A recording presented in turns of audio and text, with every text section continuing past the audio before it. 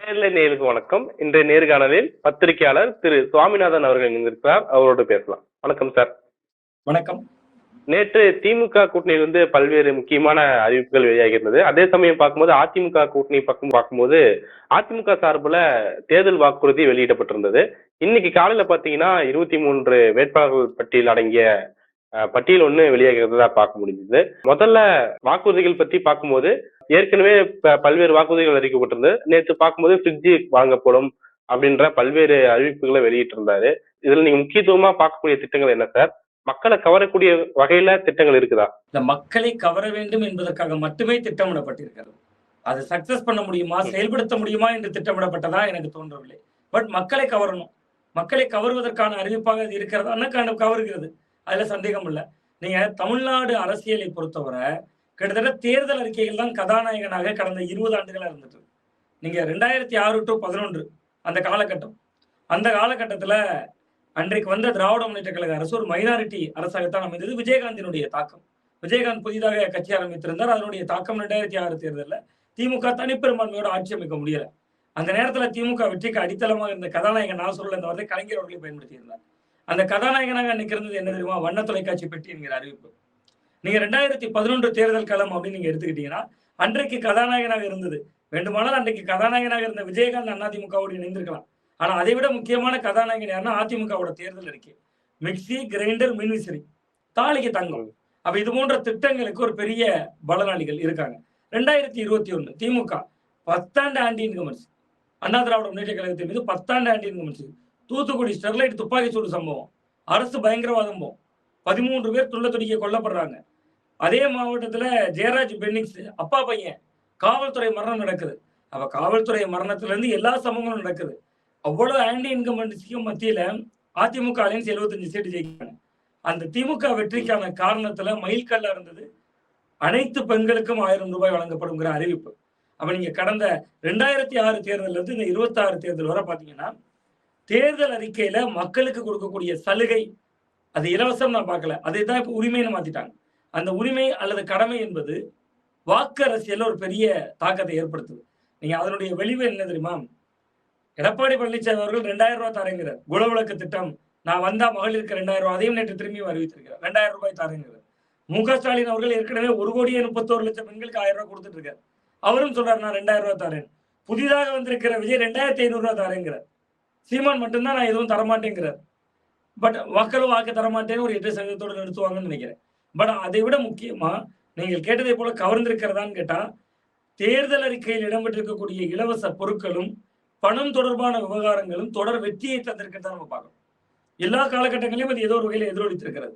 அதனுடைய நீட்சியா இன்றைக்கு அவர் பிரிட்ஜ்னு சொல்லியிருக்காரு. கிட்டத்தட்ட ஒரு குளிர்சாதன பெட்டி என்பது நம்ம இன்னைக்கு பல வீடுகள்ல இப்ப உதாரணத்துக்கு எங்க வீடு எடுத்துட்டா 1க்கு 2 பிரிட்ஜ் இருக்கலாம். பட் இன்னைக்கும் பல வீடுகள்ல பிரிட்ஜ் என்பது ஒரு பெருங்கனவு கொண்ட குடும்பங்கள் இருக்கும். கொடுக்க முடியுமா என்பதுதான் என்னுடைய கேள்வி. பட் அது ஈர்க்கிறதான்னு கேட்டால் நிச்சயமா மக்கள் இருக்க அது ஈர்க்கிறது. கருணை தொகையாக 10,000 ரூபாய் தருவார்னு சொன்னதா இருக்கலாம். பட் இதோட வேல்யூஸ் எவ்வளவு காலம்னா திமுக ஒரு தேர்தல் அறிக்கை வெளியிடல அதுவரையும் இது மக்கள் மன்றத்துல பேசு பொருளா இருக்கு. ஒருவேளை திமுக இதை விட வலுவான ஏதாவது சொல்லிட்டா சொல்றது ரொம்ப ஈஸி. திமுக பதிலுக்கு சொல்லிடலாம். சும்மாவே நீங்க 500 சில்லற வாக்குறுதி கொடுத்தீங்க, அதை செஞ்சீங்களா இதை செஞ்சீங்களா எப்பொழுதுமே போராட்டம் நடக்குது. எதிர்கட்சிகள் தொடர்ந்து விமர்சிக்கிறாங்க.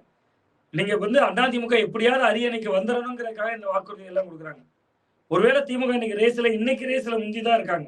அவங்க இந்த மாதிரியான வாக்குறுதிகளை கொடுத்து செயல்படுத்த முடியலன்னு அப்ப திமுக அதுலயும் கொஞ்சம் கவனமாக கையாளுவாங்கன்னு நான் நினைக்கிறேன். அண்ணா திராவிட முன்னேற்ற கழகத்தை பொறுத்தவரை இந்த வாக்குறுதிகள் கவனம் பெற்று நீங்க கட்டமைப்பு இருக்கு அந்த கட்சிக்கு. இன்னும் நீங்க பல துண்டுகளா உடைஞ்சிருக்கலாம்.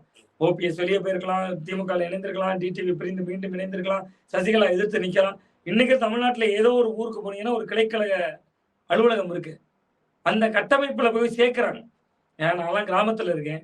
எங்க ஊர்லயே எடப்பாடி 5 வாக்குறுதிகள் கொடுத்துக்கிட்டே இருந்தாரு. முன்னாடி வெள்ளிக்கிழமை தோறும் படம் வரும், புதுப்படம் வரும். அது மாதிரி சனிக்கிழமை தோறும் விஜய் வெளியே வந்துட்டு இருந்தாரு. அதே மாதிரி எடப்பாடி பழனிசாமி அவர்கள் 10 நாளைக்கு ஒரு தடவை 5 வாக்குறுதிகளா கொடுத்தாருல. அந்த காலகட்டத்துல அந்த வாக்குறுதிகள் எல்லாம் கடைக்கோடி வரை கொண்டு போய் சேர்த்திருக்காங்க. அது ஒரு கவனிக்க தான் படுதுன்னு நான் பாக்குறேன். ரொம்ப குறிப்பா பிரிட்ஜ் தொடர்பான அந்த வாக்குறுதி மறுபடியும் நிறைய டெவலப்மெண்ட் சார்ந்து சொல்லியிருக்காங்க. மாற்றுத்திறனாளிகள் பென்ஷன்லாம் 1,600 2,000ங்கிறாங்க. அதெல்லாம் கவனப்படல. பிரிட்ஜ் தர போறாங்களா மக்கள் மத்தியில ஒரு பேசு பொருளாக இருக்கிறது உண்மைதான் அப்படிம்பாரு. மாற்றுத்திறனாளிகளுக்கான அறிவிப்பு, மீனவர்களுக்கான அறிவிப்பு, பெண்களுக்கான அறிவிப்பு, சிறுபான்மையினர் மக்களுக்கான அறிவிப்பு, இதுல எல்லா இடத்துலயும் எடப்பாடி பழனிசாமி அவர்கள் கவனம் செலுத்தி இருக்கிறாரா இல்ல மேலோட்டமா தான் இயங்கி இருக்கிறாரா அப்படிங்கிற ஒரு கேள்வி எழுது சார். ஏன்னா சிறுபான்மையின் மக்களுக்காக பார்க்கும்போது ஹஜ் பயணம், ஜெருசலம் பயணம் போன்ற பயணங்களுக்கு மானியம் வழங்கப்படும் அப்படிங்கிற விஷயத்த குறிப்பிடுறாரு. இஸ்லாமிய பெண்கள் சுய தொழில் தொடங்குனா அதுக்கு வட்டியில்லா கடன் வழங்கப்படும் அப்படின்னு சொல்லியிருக்காரு. இது எப்படி புரிஞ்சுக்கலாம்? அண்ணா திராவிட முன்னேற்ற கழகம் என்பது அனைவருக்குமான கட்சி என்கிற அடிப்படையில் தான் இதை அணுகியிருக்கிறார். மற்றபடி அவங்களுக்கு சிறுபான்மையினர் ஓட்டே விழாது. நம்ம களத்துல இருந்து பார்த்து விட்டு சொல்லிடுறோம். சிறுபான்மையினர் ஓட்டே விழாது அவர்களுக்கு. இந்த தேர்தல் அறிக்கையை சிறுபான்மையினர் அதிமுகவோட தேர்தல் அறிக்கை எடுத்து பெருசா மனக்கெட்டு படிக்க கூட மாட்டாங்க. நீங்க அங்க இருக்கக்கூடிய பொதுமக்கள் வாக்கு இல்ல, கட்சியினர் ஓட்டை சிறுபான்மையினர் ஓட்டு எப்படி இருக்குங்கிறதுக்கு உதாரணம் மனோஜ் பாண்டியன், திராவிட முன்னேற்ற கழகம் நோக்கி அவரு கிறிஸ்தவ சமூகத்தை சேர்ந்தவர். ஓபிஎஸ்சி விட்டு வெளியேறுகிற பொழுது அவரோட சாய்ஸ் திமுக வாதம் இருந்துச்சு. அன்வர் ராஜா ராமநாதபுரம் மாவட்டம் முன்னாள் எம்பி, கிட்டத்தட்ட அவ்வளவு செல்வாக்கு மிக்க நபராக அதிமுகவில் வளம் வந்தார். அவரோட சாய்ஸ் என்னவாக இருந்தது? சோ பாஜகவை நீங்க கூட்டணியில வச்சுக்கிட்டு நீங்க ஹஜ் பயணம் போறதுக்கு நான் உதவி பண்றேன், சிறுபான்மையினருக்கு நாங்க அரணாக இருக்கிறோம், மதம் மாறி வந்த தலித்துகளுக்கு கூட நாங்க சலுகைகள் கொடுப்போம், இது மாதிரியான அறிவிப்புகள் நம்ம கவனம் பெற முடியாது. நீங்க மக்களுக்கு சொல்றீங்க, பெண்களுக்கு சொல்றீங்க, நீங்க சிறுபான்மையினரை ஸ்பெசிபிக்கா சொல்லி ஓட்டை வாங்கி விடலாம், அது தேர்தல் அறிக்கையில் இடம்பெற்றாலே போட்டுருவாங்கன்னா நிச்சயமா இருக்க வாய்ப்பு இல்லை. ஏன்னா பாஜக உங்க கூட்டணியில இருக்காங்க. நீங்க அந்த அடிப்படையில் தான் அதை நான் பார்க்கிறேன். அப்படி பார்க்கிற பொழுது அது எடப்பாடி பழனிசாமி அவர்களுக்கு பெரிய பலனை தராதுன்னு தான் நான் பார்க்கிறேன். பட் அவர் எல்லாவற்றையும் அணுகி இருக்கிறார். அந்த கட்சி ஒரு ஜனநாயக பூர்வமான கட்சி தான். 31 ஆண்டுகள் தமிழகத்தை ஆண்ட கட்சி தான். அங்க இன்னைக்கும் சிறுபான்மையினர் கட்சிக்குள்ள இருக்காங்க. கட்சிக்கு வாக்காளர்களா வெளியில இருக்காங்களா? அதனுடைய பலவீனம் நீங்க 2024 தேர்தல் உங்களுக்கு நினைவுல இருக்கும். பாஜகவோட கூட்டணி இல்லை, நீங்க எஸ்டிபிஐ கட்சி உங்களோட நின்னாங்களே. நீங்க மதுரையில அவங்க நடத்துற அந்த ஜனநாயக மாநாட்டுல தானே இன்னைக்கு என்னாலும் பாஜகவோட கூட்டணி இல்லை நீங்க. அப்ப எஸ்டிபிஐ கட்சியே இன்னைக்கு திமுக கூட்டணியில இருக்காங்க. அப்ப சிறுபான்மையினர் எப்படி நம்புவாங்க? அதிமுகவையே நம்பாத போது அதிமுகவுடைய தேர்தல் அறிக்கையை நம்புவாங்களா? அதனால அது அதற்கான வாய்ப்புகள் குறைவுதான் பார்க்கிறேன். கிட்டத்தட்ட ஒவ்வொரு தொகுதியிலையும் ஒரு 12% இருக்கு. நான் சொல்றது ஒட்டுமொத்த தமிழ்நாட்டுல ஒரு 12% சிறுபான்மையினர் வாக்கள் இருக்கு. தொகுதிகளை பொறுத்து இப்ப கன்னியாகுமரிலாம் எடுத்துக்கிட்டீங்கன்னா கிள்ளியூர் தொகுதி, விளவங்கூர் தொகுதியில 60% மேல இருப்பாங்க. அதே நாகர்கோவில், கன்னியாகுமரி பார்த்தீங்கன்னா ஒரு 25-30% இருப்பாங்க. அது தொகுதியை பொறுத்து மாறும். ஒட்டுமொத்த தமிழ்நாட்டிலே 12% இருக்காங்க. எடப்பாடிக்கு ஒரு நல்வாய்ப்பு என்னன்னா, அந்த 12% போன தேர்தல்கள் எல்லாம் டிஎம்கேக்கு +12 மட்டும் இருந்துச்சு. இந்த முறை விஜய் அதுல இருந்து கொஞ்சம் எடுப்பாருன்னு பாருங்க. அவ்வளவுதான். தேர்தல் அறிக்கையில அவர் சிறுபான்மையினரை பற்றி சொல்வதெல்லாம் கவனத்திற்குள்ளாகாதுன்னு தான் நான் நம்புறேன். ஆதரவு இருக்காது அப்படிங்கிற ஒரு கலை யதார்த்தம் அதிமுகவும் அசஸ் பண்ணிருப்பாங்க இல்லையா? இப்போ அன்வர் ராஜா திமுக போனதாகட்டும், இல்ல மனோஜ் பாண்டியன் திமுக போனதாகட்டும், இதெல்லாமே அவங்க மேல ஒரு கிரெடிபிலிட்டி சார்ந்த ஒரு சந்தேகத்தை ஏற்படுத்திருக்கு. அப்ப அதை காப்பாற்றுவாவது தேர்தல் வாக்குறுதியில இஸ்லாமியர்களை டார்கெட் பண்ணியோ இல்ல அவங்களுக்கு பிரதிநிதித்துவம் கொடுத்தோ திட்டங்களை அறிவிக்காம இப்படி மேலோட்டமாக அறிவிக்கிறத நம்ம எப்படி பார்க்கலாம்? இல்ல இதை வேற வழி இல்லைல்ல அவர்களுக்கும். ஒரு இயக்கம் நடத்துகிறவர்களுக்கு கூட்டணி வேற யாருமே வரமாட்டாங்கல்ல. நீங்க அவர் பாஜகவோடு சேருவதற்கு முன்பு அவர் எத்தனை வார்த்தைகள், எவ்வளவு முயற்சிகள் எடுத்தார். 2024 நாடாளுமன்ற தேர்தல்ல நம்ம அதிமுகவினுடைய தோல்வியிலிருந்து பார்க்கிறோம். அதிமுகவினுடைய தோல்வியிலிருந்து பார்ப்பது ஒரு நிலை, அதிமுகவினுடைய தலைமைத்துவத்திலிருந்து பாருங்களேன் அந்த கேள்வியை. 2024 நாடாளுமன்ற தேர்தல், அவருக்கு ஒரு பிரதமர் வேட்பாளர் கூட இல்லை. அவரை நம்பி எந்த கூட்டணியும் வரல. வந்தது 2 பேர், ஒன்று தேமுதிக, இன்னொன்று எஸ்டிபிஐ கட்சி, புதிய தமிழகம் கிருஷ்ணசாமி. இவ்வளவு பேர் தான் வர்றாங்க. அவர் கூட ஒரு அணியே கட்டமைக்க முடியல. ஸோ அப்ப அவருக்கு அந்த இடம் இப்போ பாஜக வருகிறது, பாஜக அழுத்தம் கொடுத்து இணையுதுன்னு தான் நான் உட்பட பலருடைய பார்வையில் இருந்தது. பட் அவர் 27 சீட்டுக்குள்ள முடிக்கிறாரு பாஜகவை. திமுக கூட்டணியில கூட காங்கிரஸுக்கு 28 இடம் கொடுக்குறாங்க.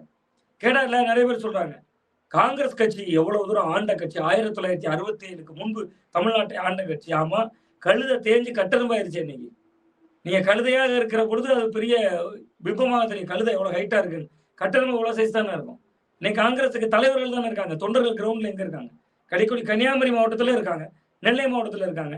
யார் அவங்க ஓட் பேங்க்? யாரு? சிறுபான்மையினர். காங்கிரஸ் கட்சியுடைய ஓட்டு வங்கியாக நீங்க சிறுபான்மையினராக மாற்றி இருக்கீங்க. நீங்க மதவாதத்துக்கு எதிரான சக்தினா, மதவாதத்துக்கு எதிரான சக்தியாக இந்துத்துவத்துக்குள்ள இருந்து வெளியெடுத்திருக்கணும். நீங்க சிறுபான்மையினருக்கு தானே இன்னும் அரணா இருக்கும் காங்கிரஸ் சொல்லுது. ஸோ அப்ப அந்த மாதிரியான விஷயங்கள் அவருக்கு இருக்கிறப்ப ஒரு ஓட்டு வங்கியை காட்டியிருக்காங்க. 24 தேர்தலில் 11% ஓட்டை காட்டியிருக்கு பாஜக. நான் இன்னும் அதுல முரண்படுறேன். அந்த 11% ஓட்டு என்பது அவர் அதிமுகக்குள்ள இருந்து எடுத்துட்டு போனது. நீங்க விஜய் அரசியல் பண்றாருல, கொஞ்சம் நுட்பமான ஒரு இடம் சொல்லலாம்னு நினைக்கிறேன். விஜய் பண்ணக்கூடிய அரசியல்ல விஜய் எடுக்கக்கூடிய ஓட்டு திமுகவுக்கு எதிரான ஓட்டு மட்டும் கிடையாது, திமுகக்குள்ள இருந்து எடுக்கிறார். அது சிறுபான்மையினர் ஓட்டா இருக்கலாம், இளைஞர் ஓட்டா இருக்கலாம். நான் ஒரே ஒரு விஷயம் சுட்டிக்காட்ட விரும்புறேன். இளைஞர்கள் ஒரு 18 வயதுல இப்போ ஒரு பையன் விஜய் ஜெயலலிதா அவர்கள் இறக்கும் போது அவனுக்கு 10 வயசு இருந்திருக்கும். 5ஆம் வகுப்பு அல்லது 6ஆம் வகுப்பு படிச்சிருப்பான். ஜெயலலிதாவினுடைய ஆளுமையே அவனுக்கு தெரியாது. ஆனா அவன் வளரிளம் பருவத்துல ஒரு 10ஆம் வகுப்பு, 11ஆம் வகுப்பு, 12ஆம் வகுப்பு படிக்கிறப்ப வீட்டுல ஏதோ ஒரு நியூஸ் சேனல் பாக்குறப்ப கூட உட்காந்து பார்ப்பான்ல, அப்படி பார்த்திருப்பான்ல, ஏதோ ஒரு நாள் பார்த்திருப்பான், ஏதோ ஒரு செய்தித்தாள் பார்த்திருப்பான். பார்க்கும் போதெல்லாம் அதிமுகவுக்குள் பிளவு, ஓபிஎஸ் சண்டை, இபிஎஸ் சண்டை, டிடிவி வெளியில இருந்து கோஷம் எழுப்புறாரு, சசிகலா அவர்கள் வழக்கு, நம்ம அண்ணன் கேசி பழனிசாமி அவர்கள் வரைக்கும் ஆங்காங்கே எதிர்குரல் எழுப்பக்கூடிய குரல்களாக தான் அவனுக்கு அதிமுக தெரிந்திருக்கும். அதிமுகவுக்கான ஆதரவு குரல் என்பதோ அல்லது அதிமுகவுடைய ஆளுமையான ஜெயலலிதா அவர்களுக்கு கொடுத்தோ அவனுக்கு எதுவுமே தெரிஞ்சிருக்காது. அப்ப இந்த யங்ஸ்டர் ரோட்லாம் இயல்பாவே யாரு பக்கம் போயிருக்கும்? ஒண்ணுல சீமான் பக்கம் போயிருக்கும் அல்லது திமுக பக்கம் போயிருக்கும். சீமானுக்கு போயிருக்கும், திமுக ஏன் போயிருக்கும்னு சொல்றேன்னா இளைஞரணியினுடைய மாநில செயலாளர் உதயநிதி ஸ்டாலின் அவர்கள், அது ஒன்று. இன்னொன்று அறிவு திருவிழா அவர் தான் நடத்துறாரு, 2. 3வது முரசொலியில பாசறை பக்கங்கள் வருது, 3. இதெல்லாம் விட்டுருவோம். இதெல்லாம் ஒரு ஒரு துடிப்பான அரசியல் செயல்பாடு, அதெல்லாம் நீங்க மறந்துருங்க. அதை விட மிக முக்கியமா சொன்னேன், அரசு பள்ளியில படிச்சுட்டு வந்தா 1000 ரூபாய், அரசு உதயபெரும் பள்ளியில படிச்சுட்டு வந்தா 1000 ரூபாய். நீங்க புதுமை பெண் திட்டம் 1000 ரூபாய் மகளிருக்கு போகுது, எத்தனையோ லட்சம் பேருக்கு போகுது 3 ஆண்டுகள் சேர்த்து. மாணவர்களுக்கு தமிழ் புதுமன் திட்டம் 1000 ரூபாய் போகுது, வருஷத்துக்கு 12000 ரூபாய் போகுது. ஒருத்தர் 3 வருஷம் காலேஜ் படிக்கிறாங்க, 36000 ரூபாய் போகுது. ஆட்சி முடியக்கூடிய நேரத்துல 10 லட்சம் பேருக்கு லேப்டாப் போயிருச்சு. இந்த 10 லட்சம் பேரும் அவனோட சாய்ஸ் ஒண்ணுல சீமானா இருக்கணும் அல்லது திமுகவா இருக்கணும். ஏன்னா பல பெனிஃபிஷரி கிட்டத்தட்ட 36000 ரூபாய் வாங்கியிருக்கான் திமுக இருந்து. இந்த 2 சாய்ஸ் தான் இருக்கும். அவன் சாய்ஸ்ல அண்ணா திமுகவே இல்லை. பட் அவன் என்ன பண்றான், கவர்மெண்ட் கொடுக்குற லேப்டாப் வாங்கிட்டு வந்து வீட்டுல ஃப்ரெண்ட்ல ஸ்கிரீன் சேவர்ல விஜய் படம் வைக்கிறான். அப்ப அந்த அந்த ஓட்டு திரள் திமுகக்குள்ள இருந்து அவர் எடுக்கிறாருங்க. நான் இந்த இடம் தான் சொல்றேன், நான் மீண்டும் மீண்டும் சொல்ற இடம். நீங்க நேற்று வரை பாஜக எடுத்துச்சுல்ல திமுக எதிரான ஓட்டுங்கிறது, அது அண்ணா திமுக இருந்து பிடுங்கப்பட்ட ஓட்டு. விஜய் எடுக்கக்கூடிய ஓட்டு என்பது திமுகக்குள்ள இருந்தே அவர் வெளியெடுக்கிறார். அந்த இடம் தான் நுட்பமான இடம். அதுதான் தேர்தலில் பெரிய ஃபேக்டா இருக்கும் அப்படின்னு நான் பாக்குறேன். ஸோ அந்த அடிப்படையில் அணுகிற பொழுது பாஜக தான் அவருக்கு இருக்கிற ஒரே சாய்ஸ். இவங்க கிட்ட இருந்து இழந்து போன ஓட்டு. நீங்க அதிமுக அணிகளை இன்னைக்கு இருந்துறீங்க, டிடிவி உள்ள இன்னைக்கு அமமுக வடிவத்தில் இருக்காரு, வேறு சில கட்சிகள் ஓபிஎஸ் வெளியே போயிட்டாரு. அதிமுகவோட அணிகளை நினைக்கிறத விட அதிமுக ஓட்டை யாரு கபலீகரம் பண்ணா? பிஜேபி தானே பண்ணுச்சு, திமுக கபலீகரம் பண்ணலையே. அதிமுக இருக்கிற நபர்களை தான் திமுக கபலீகரம் பண்ணிருக்கு, நபர்களை இழுத்துருக்கு. நீங்க நான் கேட்கிறேன், அன்பராஜா போனாரு, ராமநாதபுரத்துல இணைப்புள்ள நடந்துச்சா? மனோஜ் பாண்டியன் போனாரு, ஆலங்குளத்துல 10,000 பேரை திரட்டி இணைப்புள்ள நடந்துச்சா? நபர்களா தானே போயிருக்காங்க. ஓபிஎஸ் போனாரு, ஓபிஎஸ் கூட உள்ளவங்க எல்லாம் ஒவ்வொரு மாவட்டத்திலையும் எடப்பாடி முன்னாடி இணைகிறாங்க. நீங்க அரசியல்ல ஒரு கண்கட்டி வித்தை மாதிரி நம்ம அணுக முடியாது. கிரவுண்ட் லெவல் பாலிடிக்ஸ் அப்படி நம்ம பார்த்தா மைக்ரோ லெவல்ல ஸ்கேன் பண்ணா விஜயனுடைய வருகை திமுகக்குள்ள இருந்து ஓட்டு எடுக்குது. அப்பதான் எடப்பாடி கணக்கு போறாரு, பாஜகவோட இருந்துரும், வேற வழி இல்லை, பாஜகவோடு சேர்றாங்க. பட் நீங்க பாஜகவோடு இருந்து கொண்டு சிறுபான்மையினர் அரசியலை அதிமுக பேசினால் அது மறுத்தளிப்பு தான் செய்யப்படும். அதை நம்பவும் மாட்டாங்க, ஏற்றுக்கொள்ளவும் மாட்டாங்க. அந்த ரேஸ்ல திமுக தான் முன்னணிக்கும், மைனாரிட்டி ஓட்டு வாங்குறதுல. இப்போ ஒரு எதிர்கட்சியா இருந்து ஒரு தேர்தல் அறிக்கையை வெளியிடுறதுல ஒரு கட்சிக்கு பாசிட்டிவ் அண்ட் மைனஸும் இருக்கிறத பார்க்க முடியும். இப்போ எதிர்கட்சியா அவங்க எவ்வளவு தூரம் செயல்பட்டு இருக்காங்க அப்படிங்கிற விஷயத்திலயும் அவங்க அக்சஸ் பண்ணுவாங்க. இல்ல அதை தாண்டி தேர்தல் வாக்குறுதி புதிய வாக்குறுதியா வருது, அவங்க நம்பலான்னு சொல்லி மக்கள் மைண்ட் மாறுவாங்கன்னு ஒண்ணு பார்க்கலாமா? இல்ல நீங்க குறிப்பிட்டது போல கடந்த 20 வருடங்கள் தேர்தல் அறிக்கை தான் கதாநாயகனாக இருக்கு அப்படின்னும் போது அங்க ஆளுங்கட்சி பிளஸ் எதிர்கட்சியோட பர்ஃபார்மன்ஸ் அங்க எந்த அளவுக்கு அதுல பிளே பண்ணிருக்கு அப்படின்னு புரிஞ்சுக்கலாம் சார். நிச்சயமா திமுகவினுடைய தேர்தல் அறிக்கையை பொறுத்து தான் மக்கள் மன்றம் இருக்கும் நான் பாக்குறேன். நீங்க உங்க பிரிட்ஜ்னு சொல்லிட்டாங்க, கிட்டத்தட்ட ஒரு பிரிட்ஜினுடைய விலை என்பது குறைந்தபட்சம் 10,000 ரூபாய் இருக்கும். நீங்க ஏதோ ஒரு பிரிட்ஜ் வாங்கணும்னா ஒரு 10,000 இருக்கும். நீங்க அரசு கொள்முதல் பண்ணும்போது அதை விட குறைவான விலை கூட பண்ணலாமா இருக்கும். பட் வெளியில போய் ஒருத்தர் ஒரு தீபாவளி பொங்கலுக்கு ஆஃபர் போட்டா இன்னைக்கு பிரிட்ஜ் வாங்குற கல்ச்சர் இருக்குல்ல, அவங்க பிரிட்ஜ்னு சொல்லிட்டதுனால அதுக்கு இணைய ஏதோ ஒன்று சொல்ல வேண்டிய நெருக்கடி திமுகவுக்கு இருக்கு. ஆனா இன்னொன்னு நான் மிக முக்கியமா சொல்றது, ஒரு சீமான் சொல்ற அறிவிப்பு வாக்குறுதிகள் சொன்னார்.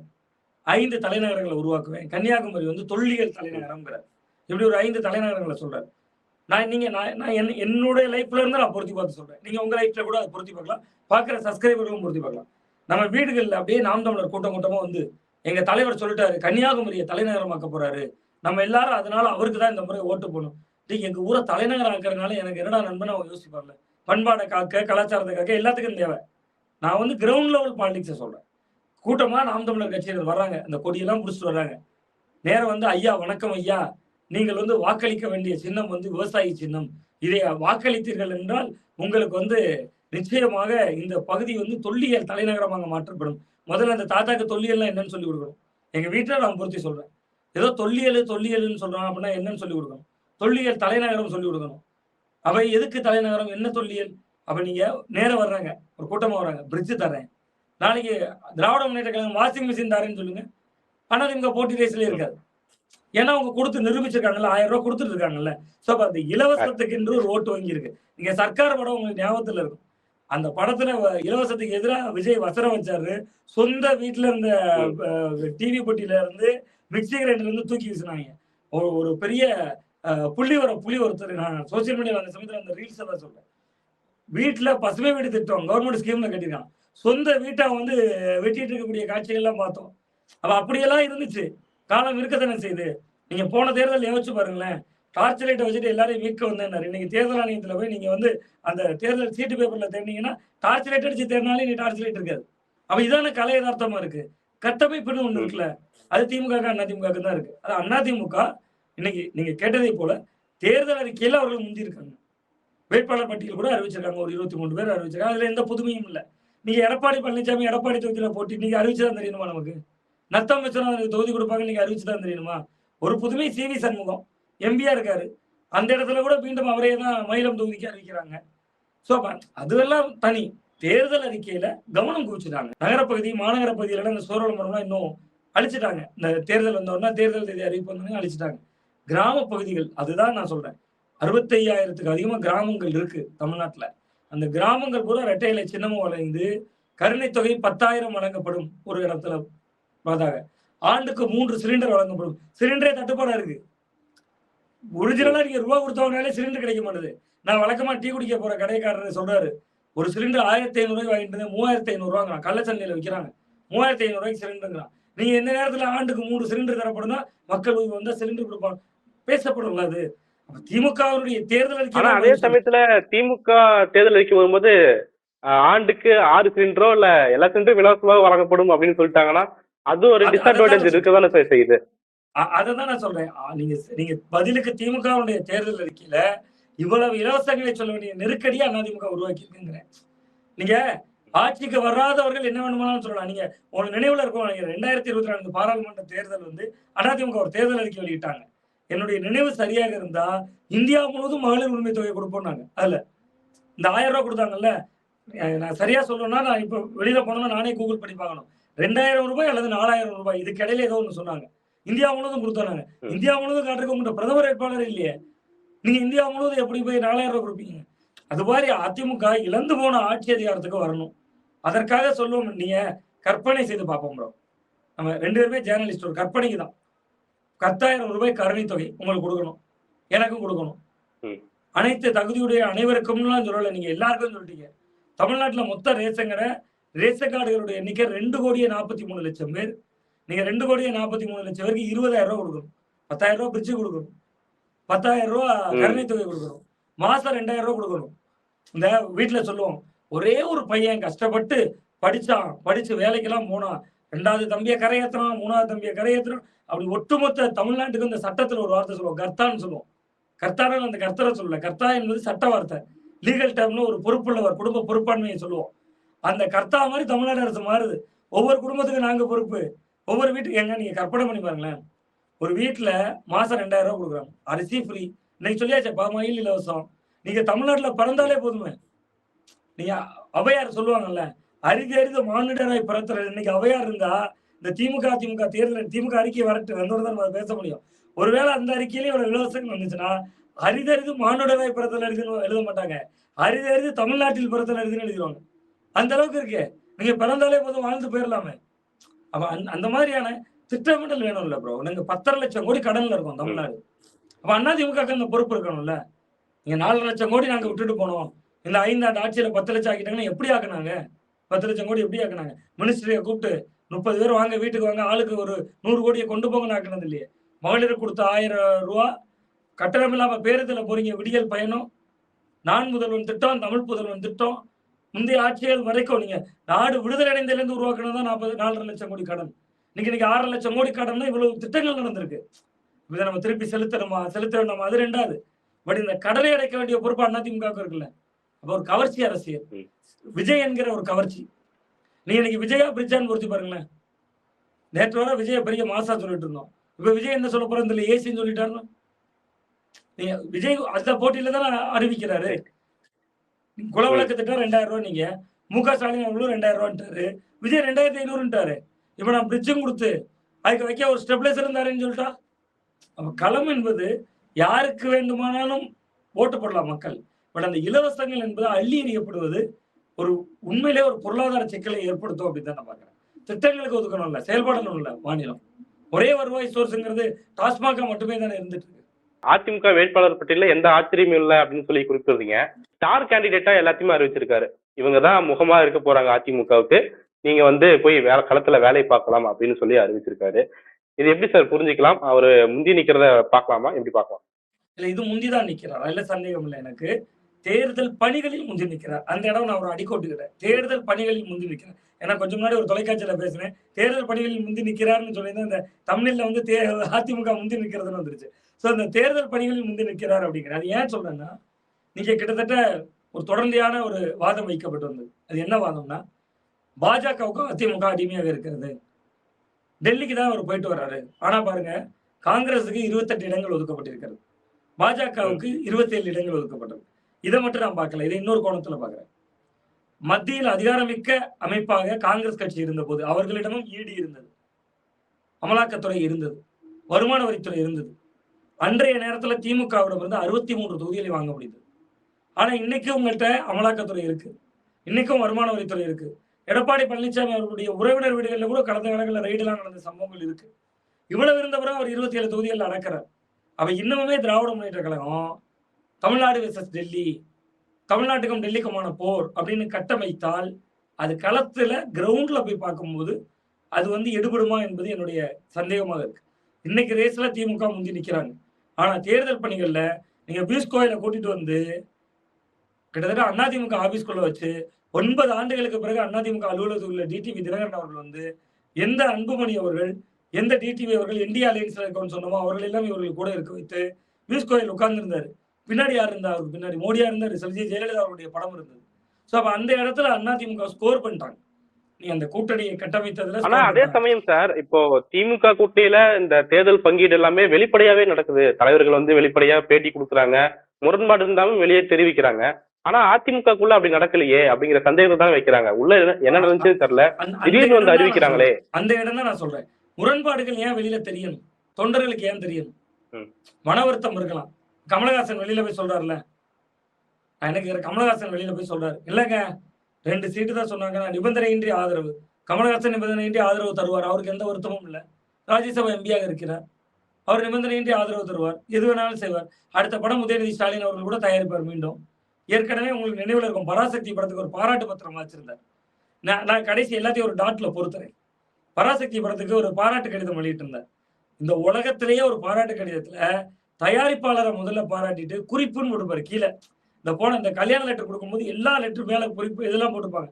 கட்டாயம் பெண்களை அழைத்து வரவும்னு போடுவாங்க பழைய காலத்துல. இப்ப கூட அந்த கல்ச்சரே போயிடுச்சு. அது மாதிரி குறிப்பு, படத்தில் நடித்த நடிகர்கள் நடிகைகளையும் நான் பாராட்டுறேன். ஒருத்தர் ஒரு கூட்டணிக்குள்ள இருக்கிறதுனால இவ்வளவு சமரசங்கள் செஞ்சு இவ்வளவு சூழ்நிலை செய்த பிறகு நீங்க வெளியில வந்துட்டு நான் நிபந்தனையின்றி ஆதரவு, சரி கமலஹாசனுக்காண்டி செலவு பண்ணிருப்பான்ல. நீங்க அந்த இடம் தான் நான் சொல்றேன். நீங்க கேட்கிற அந்த புள்ளிக்கும் நான் சொல்ற பதிலுக்கும் நிறைய முரண்பாடுகள் இருக்கலாம். நீங்க சொல்றது சரியாகவும் நான் சொல்றது தவறாகவும் இருக்கலாம். நான் கிரவுண்ட்ல இருந்து தொண்டர்களுடைய மனநிலையை சொல்றேன். கமலஹாசனுக்காக போஸ்ட் நம்மவர் பிறந்த நாள், நம்மவர் வாழ்க, ஒரு நாள் நியூஸ் பேப்பர்ல, ஒரு ஈவினிங் பேப்பர்லயோ காலைல பேப்பர்லயோ ஒரு குவார்டர் பக்கத்துல அவன் வந்து நம்மவர் வாழ்கன்னு ஒரு விளம்பரம் போட்டாலும் 35,000 ரூபாய் போயிடும். அந்த 2 சீட்டு கிடைக்க, 2ல ஒரு சீட்டு நமக்கு தலைவர் தருவார் தானே இருந்திருப்பான். ஒரு 5 சீட்டு கிடைக்கும், அந்த 5 சீட்டு அவனுக்கு உதயசூரியன்டா என்ன, டார்ச் லைட்னா என்ன. கமலஹாசன் டார்ச் லைட்ல நின்னாரு, உங்களுக்கு எனக்கு ஞாபகம் இருக்காமல்ல. இவர் திரும்பி எங்கள் அடையாளம் டார்ச் லைட்னு அவர் சொன்னதுனால ஞாபகம் இருக்கு. அப்ப கிட்டத்தட்ட வந்து கமலஹாசன் வழியில வந்து சொல்றாரு எனக்கு இந்த முரண் இருக்குங்கிறார். கிரவுண்ட்ல கமலஹாசனுடைய ஆதரவாளர்கள் அப்படியே போய் திமுக போட்டுருவாங்களா? நீங்க அந்த முரண் இருக்குன்னு சொல்லாம இருக்க வேண்டியதானே, ஏன் வெளியில வந்து சொல்லணும்? மார்க்சிஸ்ட் கம்யூனிஸ்ட் எங்களுக்கு வருத்தம் இருக்குன்னு ஏன் சொல்லணும்? இந்திய கம்யூனிஸ்ட் எங்களுக்கு தொகுதியை குறைச்சிட்டாங்கன்னு ஏன் சொல்லணும்? நீங்க ஒரு ஜனநாயக பூர்வமான மதசார்பற்ற சக்தி தானே. எல்லாரும் சேர்ந்து என்ன சொல்லியிருக்கணும்? இந்த முறை கொஞ்சம் இறுக்கமா தான் இருக்கும், களத்துல நம்ம பாசிச சக்திகளுக்கு இடம் கொடுக்க கூடாது என்பதனால நாம் இந்த தொகுதிகளுக்கு உடன்பாடு செய்து கொண்டோம் ஒரு மொத்தமான ஒரு பிரச்சனை கொடுத்தா போதுமே. திருமாவளவன் அவர்கள் வருத்தப்பட்டு ஏன் தொண்டர்கள்ட்ட பேசணும்? நீங்க திருமாவளவன் அவர்கள் வருத்தப்பட்டு பேசுறாருல்ல, அந்த தொகுதிகளோட முடிவுகளை நம்ம தேர்தல் முடிந்து நம்ம பேசுவோம். கிட்டத்தட்ட இந்த 8 தொகுதிகள்ல விசிக நல்ல ஓட்டு வாங்கும், திமுக உடைய ஓட்டை வாங்கும். அது ஒரு பிரச்சனை இல்லை. பட் அதை தாண்டி விசிகாவினுடைய ஓட் பேங்க்ல கிட்டத்தட்ட விஜய் கட்சியும் கணிசமான ஓட்டை பிரிக்கும். ஏன்னா நீங்க தொண்டர்கள் கிட்ட ஒரு அதிருப்தி வருது இல்ல, தொடர்ச்சியா பேசுறாங்கல்ல, அது பின்னடைவுங்கிறேன். காங்கிரஸ் கட்சி நீங்க கேட்டீங்க வெளிப்படைத்தன்மை, நீங்க அந்த வெளிப்படைத்தன்மைக்கு ஒரு அளவுகோல் இருக்குல்ல. பிரவீன் சக்கரவர்த்தி விஜய்க்கு 18% இருக்கு. நீங்க தேர்தல் முடிந்த பிறகு காங்கிரஸ் கட்சியினுடைய வாக்குகள் எந்த பக்கம் நகர்ந்திருக்குன்னு நம்ம வாதிப்போம். அந்த முரண்பாடுகள்ங்கிறத பேசுற புள்ளி இருக்குல்ல, அது ரொம்ப ஆபத்தான இடங்கிறேன். நீங்க 1000 பிரச்சனை இருக்குதுங்க, அமித்ஷா ரூம்ல கூட்டு போய் முடிச்சு வச்சு 4 கேள்வி இருக்கமா கேட்கட்டும், கட்சிக்குள்ள மொத்த தொலைச்சிட்டு வரட்டும். அது பேசு பொருளாகும், அறிவுஜீவிகள் தளத்துல பேசு பொருளாகும். நம்மள மாதிரி பத்திரிகையாளர்கள் விமர்சிப்போம், எடப்பாடி மீது 1000 விமர்சனங்கள் வைப்போம். நான் கடுமையா விமர்சிக்கிறேன். கிட்டத்தட்ட அவர் வந்து டெல்லிக்கு 3 தடவை போனது பெரிய தவறு. ஏன் போகணும்? டெல்லிக்கு போயிருக்கவே கூடாது. விஜய் ஜெயலலிதா அவர்கள் இருக்கிற பொழுது போயஸ் கார்டன்ல வந்து காத்திருந்தவங்க அவங்க. நீங்க போய் எதுக்கு போய் டெல்லியில போய் காத்திருக்கணும்? அமித்ஷா கேட்டா 5 மாநிலத்துல தேர்தல் நடக்குது. 3 தடவை மோடி வந்துட்டு போயிட்டாரு, மதுராந்தகத்துக்கு வந்தாரு. நீங்க ரொம்ப முக்கியமான ஒரு புள்ளி சொல்றேன் பாருங்க. 3 முறை மோடி வந்துட்டு போயிட்டார் தமிழ்நாட்டுல. மதுராந்தகம், மதுரை, திருச்சி கூட்டணிக்கான தொகுதிகள் பேசல. யார் யாருக்கு எந்த சீட்டுன்னு தெரியாது. 3 முறையும் மோடியோட சேர்ந்த நிகழ்ச்சியில வந்துட்டு போயிட்டாங்களே. முரண்பாடுகளுக்கும் நான் முரண்பாடு இல்லாத ஒரு அணிக்கு வித்தியாசம் சொல்றேன். நீங்க இங்க வந்து நாங்க தொகுதிகளை குறைத்துக் கொள்ளத்தான் வேண்டுமா? இந்த கிரவுண்ட்ல உள்ளபடியே ஓட்டு போட்டுருவாங்க ப்ரோ. நீங்க விசிகாரங்களோ, கம்யூனிஸ்டுக்காரங்களோ, காங்கிரஸ்காரங்களோ ஓட்டு போட்டுருவாங்க. ஓட்டு போடுறது மட்டுமே தேர்தல் கிடையாது. தேர்தல் என்பது வேலை செய்வது. நீங்க கூட்டணி கட்சிக்காக வேலை செய்யணும், தெரு தெருவா அலையணும், வேலை செய்யணும். ஒரு 10 கொடியோட பூத் கமிட்டி சொல்லுவோம். கிராமங்கள்ல, வீடுகள்ல முன்ன பின்ன ஒரு திமுக கொடி 23 கொடியோட கட்சிக்கு ஒருத்தர் வந்தாலே போதும். 23 கட்சி கூட்டணியில கட்சிக்கு ஒரே ஒருத்தர் அந்த பூத் லெவல்ல வந்து ஒரு கொடியை பிடிச்சிட்டு 23 கட்சி நின்னாலே போதும். அதுவே ஏதோ ஒரு பெரிய ஒரு குடும்ப திருவிழா மாதிரி மாறிடும். பட் அதுக்கான ஜெல் எங்க ஆகும்? தலைவர்கள் முதல்ல மன திருப்தியா பேசணும். அந்த இடம் வந்து நீங்க கேட்பதை போல வெளிப்படைத்தன்மை என்று நான் பார்க்கவில்லை. ரொம்ப வெளிப்படைத்தன்மையும் ஆபத்தானதுன்னு பாக்குறேன். அதுக்கு உதாரணம் தான் காங்கிரஸ் கட்சி. நீங்க போராடி 28 வாங்கியிருக்கீங்கல்ல, வெற்றி பெறுகிற எண்ணிக்கையில பார்த்துக்கலாம். அதிமுக வந்து பாஜகவை 27 இடங்களுக்கு சுருக்கி இருக்கு அப்படிங்கிற விஷயத்த முக்கியமா எல்லாரும் சொல்றேங்க. அப்படி பார்க்கும்போது இப்போ கூட்டணி கட்சிகள் பார்க்கும்போது தமாகவாகட்டும், இல்ல ஜான் பாண்டியன் ஆகட்டும், புதிய கட்சி ஆகட்டும், இப்போ இன்னும் பிற கட்சியாகட்டும், எல்லாமே வந்து தாமரை சின்னத்துல போட்டி போடுறாங்க. அப்படி பார்க்கும்போது பாஜகவுக்கு 35ல இருந்து 40 சீட்டுகள் வரக்கூடிய கணக்குகள் தான் இருக்கு. ஏன்னா தாமரை சின்னத்துல போட்டி போட்டா பாஜக எம்எல்ஏக்களாக தான் கருதப்படுவாங்க தேர்தல் ஆணையத்தால. அப்படி பார்க்கும்போது பாஜகவுக்கு அதுல லாபம் தான் இருக்கு அப்படின்னு சொல்லி ஒரு கருத்து நிலவரத பார்க்க முடியுது சார். அதை எப்படி நம்ம புரிஞ்சுக்கலாம்? ஆமா சார், நிச்சயமா நீங்க கேட்கிற இந்த புள்ளி சரியானது.